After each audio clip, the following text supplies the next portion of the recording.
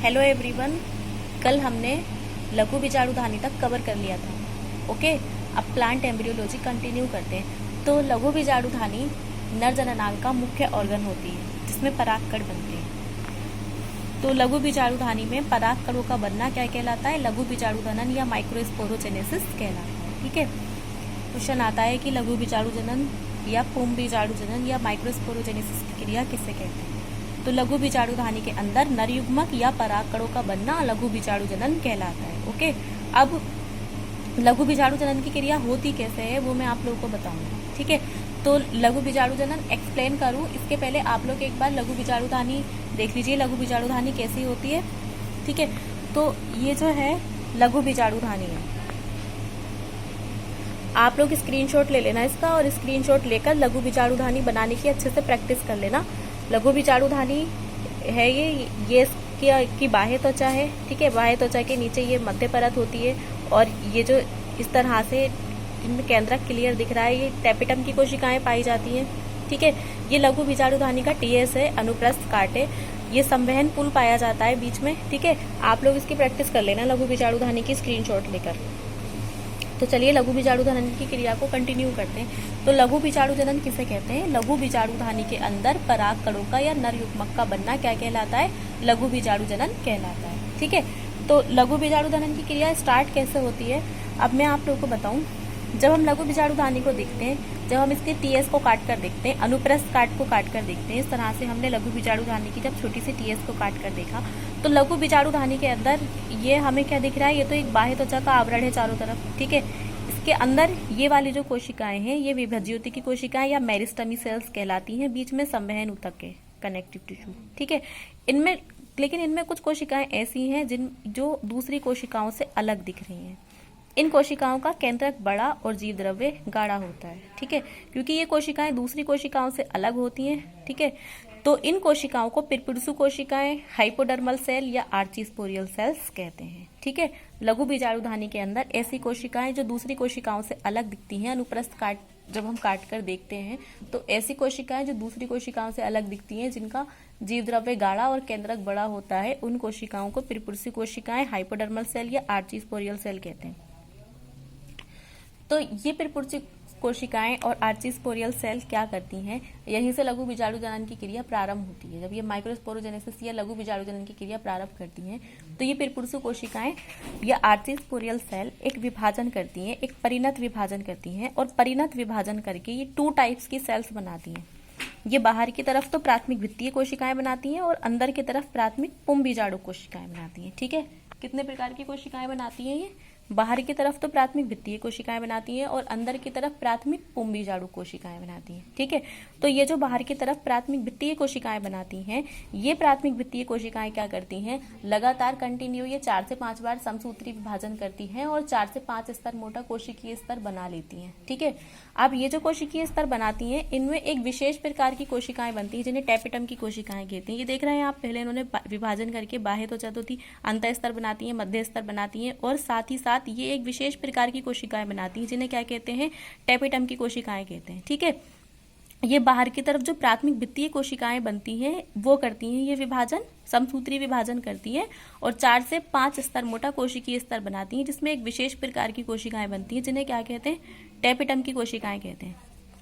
तो ये टेपिटम की कोशिकाएं जो है जब लघु बीजाणुधानी परागकण बनाती है तो ये टेपिटम की कोशिकाएं जब पूरी तरह से मैच्योर हो जाती हैं, पूरी तरह से परिपक्व हो जाती हैं, तो ये टेपिटम की कोशिकाएं बाद में क्या हो जाती हैं? अपने आप नष्ट हो जाती हैं और नष्ट होकर लघु बीजाणुधानी को क्या प्रदान करती हैं? ये पोषण प्रदान करती हैं। ठीक है, तो प्राथमिक भित्तीय कोशिकाओं का वर्ग तो यही खत्म हो जाता है। ठीक है, बाद में जो हाइपोडर्मल सेल्स थी उन्होंने जो अंदर की तरफ प्राथमिक पुंभ बीजाणु कोशिकाएं बनाई थी या प्राथमिक लघु बीजाणु कोशिकाएं बनाई थी, वो प्राथमिक लघु बीजाणु कोशिकाएं क्या करती हैं? वो प्राथमिक लघु बीजाणु कोशिकाएं कुछ समय के बाद क्या होंगी? वो सीधे ही लघु बीजाणु मात्र कोशिकाओं में बदल जाती हैं और जहां पर भी मात्र या मदर सेल का नाम आ जाता है वहां डिवीजन कौन सा होता है?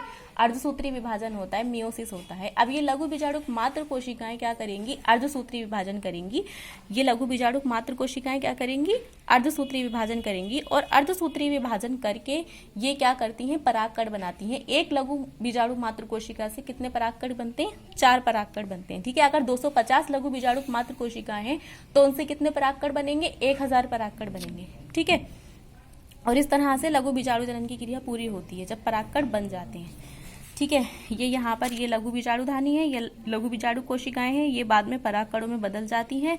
जब ये लघु बीजाणुधानी पूरी तरह से मैच्योर हो जाती है तो मैच्योर हो जाने पर ये लघु बीजाणुधानी एक साइड से रप्चर्ड हो जाती है, फट जाती है और परागकण बाहर निकल आते हैं, जो कि अंकुरण के लिए और परागण की क्रिया के लिए, पोलिनेशन के लिए तैयार होते हैं। बाद में इसका क्या होता है, निषेचन या फर्टिलाइजेशन होता है। ठीक है, तो एक बार लघु बीजाणु जनन कंटिन्यू करते हैं। लघु बीजाणु जनन की क्रिया में क्या होता है, लघु बीजाणु जनन की क्रिया में सबसे पहले जो ये हाइपोडर्मल सेल्स होती हैं या जो पिरपुरुषी कोशिकाएं होती हैं, ये पिरपुरुषी कोशिकाएं क्या करती हैं, ठीक है, हाइपोडर्मल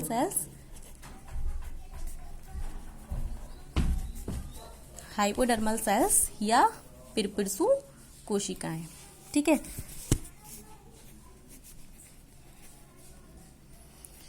ये पिरपुरुषी कोशिकाएं क्या करेंगी, ये एक टाइप का कौन सा विभाजन करती हैं, परिणत विभाजन करती हैं। कौन सा विभाजन करेंगी, ये परिणत विभाजन करेंगी। ठीक है, अब ये पिरपुरुषु कोशिकाएं परिणत विभाजन करके कितने प्रकार की कोशिकाएं बनाती हैं, ये 2 प्रकार की कोशिकाएं बनाती हैं। ठीक है, एक तो ये बाहर की तरफ बनाएंगी कोशिकाएं, कहाँ बनाएंगी, बाहर की तरफ बनाएंगी, और दूसरी ये अंदर की तरफ बनाएंगी।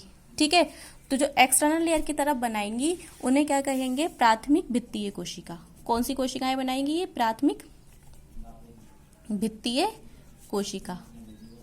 ठीक है, और जो अंदर की तरफ बनाती है, ये अंदर की तरफ कौन सी कोशिकाएं बनाती हैं, प्राथमिक लघु बीजाणुक कोशिका। कौन सी कोशिकाएं बनाती हैं अंदर की तरफ, प्राथमिक लघु बीजाणुक कोशिका। ठीक है, तो जब लघु बीजाणु जनन की क्रिया शुरू हुई तो जो अलग कोशिकाएं होती हैं लघु बीजाणुधानी में, जिनका केंद्रक बड़ा और जीवद्रव्य गाढ़ा होता है, यहीं से लघु बीजाणु जनन की क्रिया शुरू होती है। ये कोशिकाएं क्या करती हैं, इन कोशिकाओं को हम हाइपोडर्मल सेल या पिरपुरुषु कोशिकाएं कहते हैं। ये कोशिकाएं क्या करती हैं, एक टाइप का परिणत विभाजन करती हैं, और परिणत विभाजन करके 2 टाइप की कोशिकाएं बनाती हैं। एक तो बाहर की साइड बनाती हैं, दूसरी अंदर की साइड बनाती हैं। बाहर की साइड ये प्राथमिक भित्तीय कोशिकाएं बनाती हैं, और अंदर की साइड ये क्या करती हैं, अंदर की साइड प्राथमिक लघु बीजाणु कोशिकाएं बनाती हैं। ठीक है, अब ये जो बाहर की तरफ प्राथमिक भित्तीय कोशिकाएं बनाती हैं, इनकी बात बाद में करेंगे, पहले हम बाहर की कोशिकाओं की बात करते हैं। ये जो बाहर की तरफ प्राथमिक भित्तीय कोशिकाएं बनाती हैं, ये प्राथमिक भित्तीय कोशिकाएं लगातार कंटिन्यू समसूत्री विभाजन करती रहती हैं, और समसूत्री विभाजन करके ये इस तरह से 4 से 5 स्तर मोटा कोशिकीय स्तर बनाती हैं लघु बीजाणुधानी के अंदर। ठीक है, जिसमें मध्य स्तर बनता है, अंत स्तर बनता है, और सबसे स्पेशल कोशिकाएं बनती हैं इसमें। कौन सी कोशिकाएं, टेपिटम की कोशिकाएं। ये टेपिटम की कोशिकाएं क्यों बनती हैं, ये टेपिटम की कोशिकाएं जब पूरी तरह से मैच्योर हो जाती हैं, पूरी तरह से परिपक्व हो जाती हैं, तो बाद में ये नष्ट होकर क्या करती हैं, लघु बीजाणुधानी को पोषण प्रदान करती हैं, जब लघु बीजाणुधानी अपने अंदर परागकण बना रही होती है। ठीक है, तो ये तो जो बाहर की ओर कोशिकाएं बनी थी, प्राथमिक भित्तीय कोशिकाएं बनी थी, उनका वर्क हुआ। ठीक है, अब दूसरी ओर बात करते हैं जो कोशिकाएं अंदर की तरफ बनती हैं। अंदर की तरफ कौन सी कोशिकाएं बनती हैं, प्राथमिक लघु बीजाणु कोशिकाएं बनती हैं। ठीक है, तो ये जो प्राथमिक लघु बीजाणु कोशिकाएं होती हैं, ये प्राथमिक लघु बीजाणु कोशिकाएं, ये वाली कोशिकाएं होती हैं, ये जो डायरेक्ट ही किसमें बदल जाती हैं, लघु बीजाणुक मात्र कोशिकाओं में बदल जाती हैं। किसमें बदल जाती हैं, ये लघु बीजाणुक मात्र कोशिकाओं में बदल जाती हैं। और जहां पर भी मात्र कोशिका या मदर सेल्स का नाम आ जाता है, वहां पर हमेशा अर्धसूत्री विभाजन या मियोसिस होता है, ना तो कोई परिणत विभाजन होता है, ना ही कोई समसूत्री विभाजन होता है। ये बात ध्यान रखना। ठीक है, तो ये जो अंदर की तरफ प्राथमिक लघु बीजाणु कोशिकाएं बनी है, ये सीधे ही किसमें बदल जाएंगी, लघु बीजाणुक मात्र कोशिकाओं में बदल जाएंगी। अब क्योंकि ये मात्र कोशिकाएं हैं, तो मात्र कोशिकाएं कौन सा विभाजन करती हैं, अर्धसूत्री विभाजन करती हैं। अब ये लघु बीजाणुक मात्र कोशिकाएं अर्धसूत्री विभाजन करेंगी, और अर्धसूत्री विभाजन करके एक लघु बीजाणुक मात्र कोशिका से 4 परागकण बनेंगे। जहां पर भी अर्धसूत्री विभाजन होता है, वहां पर हमने आपको बताया था कि एक मदर सेल से 4 डॉटर सेल बनती हैं। तो इसी तरह से ये जो लघु बीजाणुक मात्र कोशिका है, ये जो अर्धसूत्री विभाजन करेंगी, तो एक लघु बीजाणुक मात्र कोशिका से एक बार में कितने परागकण बनेंगे, 4 परागकण बनेंगे। ठीक है, और इस तरह से लघु बीजाणु जनन की क्रिया पूरी होती है। लघु बीजाणुधानी के अंदर परागकण का बनना ही तो लघु बीजाणु जनन कहलाता है। लघु बीजाणुक मात्र कोशिकाएं अर्धसूत्री विभाजन करके क्या बना लेती हैं, परागकण बना लेती हैं, और यहाँ पर लघु बीजाणु जनन की या माइक्रोस्पोरोजेनेसिस की क्रिया क्या होती है, कंप्लीट होती है। That's it.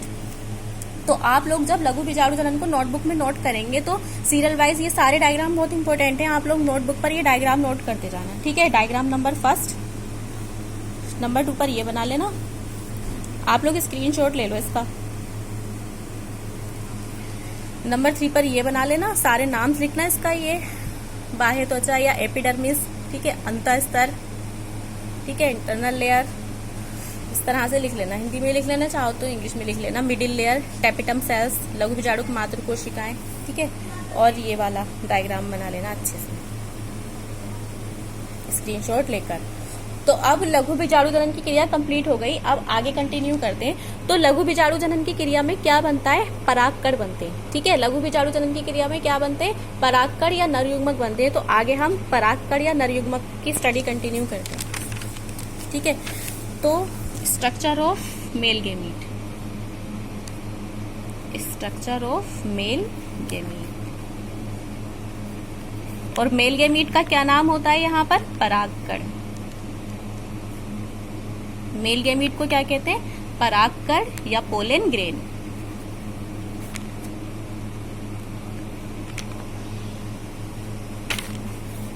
आप लोगों को ये स्ट्रक्चर दिखाई दे रही है, परागकण की स्ट्रक्चर कुछ इसी तरह से होती है, ठीक है।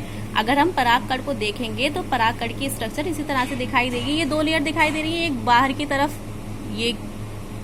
तरफ ये खुरदरी लेयर दिखाई दे रही है, और ये एक अंदर की तरफ स्मूथ लेयर दिखाई दे रही है, ठीक है। इसके अंदर भी ये इस तरह से डॉट डॉट डॉट दिखाई दे रहा है ना, और 3 ये दिखाई दे रहे हैं सर्किल, ठीक है। तो इनके क्या नाम होते हैं वो बताते हैं हम आपको। जो बाहर की तरफ खुरदरी लेयर होती है इसे क्या कहते हैं हम, स्पोरोपोलेनिन।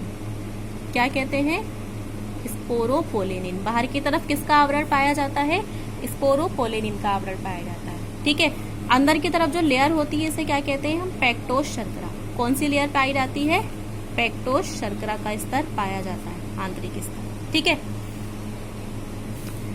ये डॉट डॉट जो दिखाई दे रहा है इसे क्या कहते हैं हम, कोशिका द्रव्य। यहां लिख देती हूँ, कोशिका द्रव्य, ठीक है। ये होती है इसके अंदर रिक्तिका या वैक्यूओल, ठीक है। ये होता है इसका केंद्रक, और ये होता है इसका मादा जनन छिद्र, ठीक है। तो ये परागकण की स्ट्रक्चर की भी आप लोग प्रैक्टिस कर लेना, ये भी बहुत पूछा जाता है एग्जाम में। तो चलिए परागकण के बारे में स्टार्ट करते हैं। परागकण है क्या, परागकण जो होता है वो एक कोशिका होती है, ठीक है। नरयुग्मक जो होता है, प्लांट का नरयुग्मक या परागकण क्या होती है, अपने आप में एक कोशिका होती है। ये परागकण जो होता है इसकी जो स्ट्रक्चर होती है वो कैसी होती है, गोल होती है। परागकण को हम देखेंगे तो परागकण दोहरे आवरण का बना होता है। इसका जो बाह्य आवरण होता है वो खुरदरा होता है। ये एक विशेष पदार्थ स्पोरोपोलेनिन का बना होता है। किसका बना होता है, ये स्पोरोपोलेनिन का बना होता है। जो आंतरिक आवरण होता है वो पेक्टोस शर्करा का बना होता है। ये वाला जो आवरण होता है स्मूथ, ये किसका बना होता है, पेक्टोस शर्करा का बना होता है, ठीक है। इसका जो बाह्य आवरण है वो खुरदरा या स्पोरोपोलेनिन का क्यों बना होता है, क्योंकि जो स्पोरोपोलेनिन होता है वो परागकणों की रोग प्रतिरोधक क्षमता को बढ़ाता है। यही रीजन है कि इसका जो परागकण का जो बाह्य आवरण है वो खुरदरा होता है और स्पोरोपोलेनिन का बना होता है। क्यों बना होता है, क्योंकि ये परागकण की रोग प्रतिरोधक क्षमता को, इम्यूनिटी पावर को बढ़ाता है। आंतरिक आवरण इसका कैसा होता है, स्मूथ होता है, जो कि किसका बना होता है, पेक्टोस शर्करा का बना होता है। कोशिका द्रव्य पाया जाता है, इसमें रिक्तिकाएं पाई जाती हैं, मादा जनन छिद्र पाया जाता है, इसके अलावा नली केंद्रक पाया जाता है, ठीक है। अब अगर हम एक परागकण को देखेंगे तो हमें इसमें ये 3 स्थान दिखाई दे रहे हैं, जहां से ये 3 स्थान से दबा हुआ है, ठीक है। तो ये 3 स्थान जो है, ये 3 छिद्र की तरह 3 स्थान दिखाई दे रहे हैं। ये 3 स्थान जो है ये क्या कहलाते हैं, इसके जनन छिद्र कहलाते हैं। एक बीजपत्री पौधों में जो होता है ये एक जनन छिद्र पाया जाता है एक परागकण में, और द्विबीजपत्री पौधों में 3 जनन छिद्र पाए जाते हैं एक परागकण में। तो ये जो परागकण हमने आप लोगों के सामने बनाया ये कौन सा है, द्विबीजपत्री पौधे का है, आवृतबीजी द्विबीजपत्री, ठीक है। अगर ये एक बीजपत्री का बनाते तो ये जनन छिद्र कितने होते, केवल 1, ठीक है। अब क्योंकि हम ये द्विबीजपत्री का बनाया तो कितने हैं यहाँ पर जनन छिद्र, 3, ठीक है।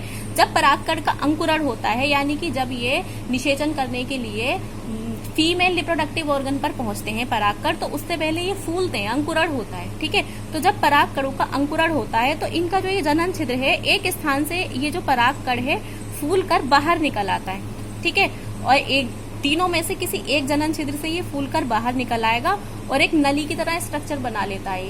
इस तरह से स्ट्रक्चर बना लेता है। ये तीन जनन छिद्र दिखाई दे रहे हैं। जब इसका अंकुरण होगा, जब ये फीमेल रिप्रोडक्टिव ऑर्गन पर निषेचन के लिए जाएगा, तो निषेचन से पहले इसका अंकुरण होगा।